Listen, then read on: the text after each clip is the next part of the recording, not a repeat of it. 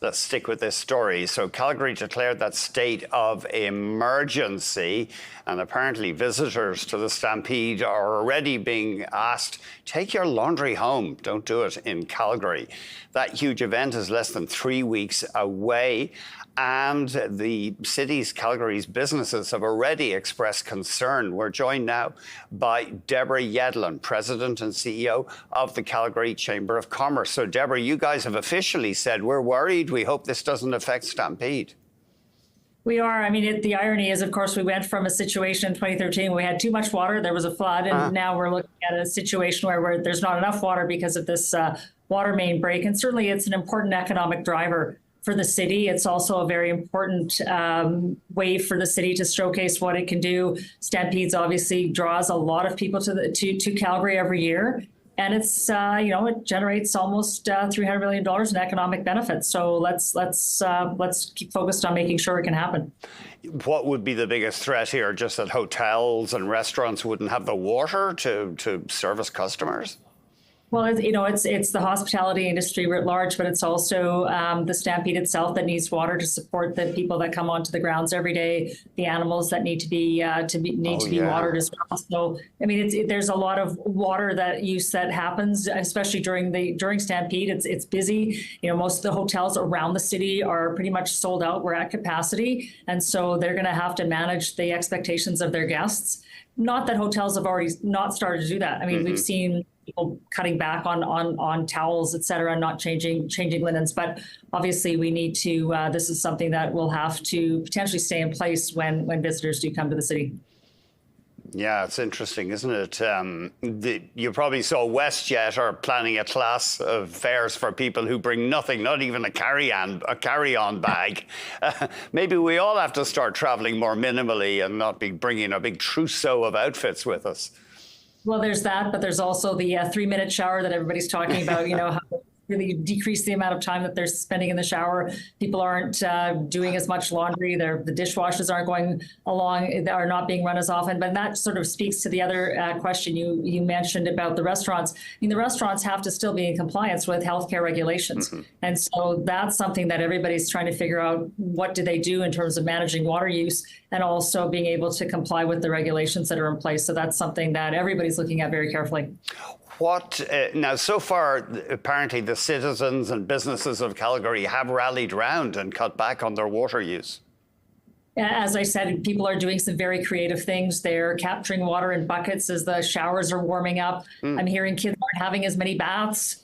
My son hooked up a downspout into a kiddie pool, and it filled with water to make sure that plants could get watered. I mean, I think the reality is the specter of restrictions still looms large in the shadow of COVID. And so to have, households being very careful about what they have to conserve and the restrictions that everybody's aware could go further if these repairs aren't completed as expeditiously as possible. It's something that's on everybody's mind. And I think, we are a city that comes together in crisis to work to make sure that we can overcome this.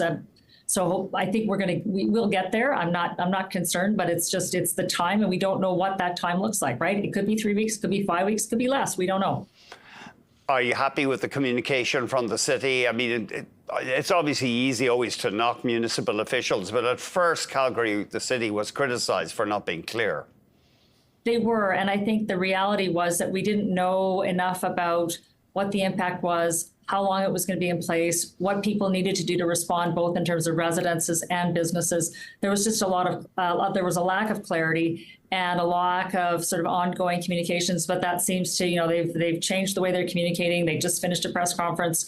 And so I think that's been addressed, and we have more information now than we did before. Right. I suppose maybe if as the climate warms, we get more of these situations, the city and other cities will have to adapt permanently. Well, I think that's true. I mean, we were already looking at water restrictions forthcoming for the summer regardless, because of the drought conditions in Alberta, broadly speaking. And so, in fact, before this happened, there was a run on rain barrels. So now there really is a run on rain barrels because people are trying to conserve water. So this was something that people in Calgary were thinking about, and you were hearing a lot of conversations about how people were going to maintain their gardens this summer, and people changing their gardens to something that was less water intensive. So we've already been thinking about how we respond to the drought conditions, but in the context of this issue particularly, this really raises the conversation about the importance of maintaining infrastructure. Nothing lasts forever. The Romans might have built things that are centuries old that we can see today, but the reality is we need to maintain the infrastructure that we have. We know that the country as a whole has an infrastructure deficit, and the reality is infrastructure investment supports economic growth and productivity. This country has a productivity challenge, and if anything, this sort of puts us at the top of the list because what we have to manage because of the restrictions is going to have an impact on Calgary's economy in the short term. It's a productive challenge, right? Because we have to think about things. We can't take what we took for granted. And let's be honest, there are people on First Nations reserves across this country who live with this every day. Yeah. And so we really have to recognize how this supports the economy, and we also have to figure out how we support other communities that don't have the luxury of turning on a tap every day and having water run out of it.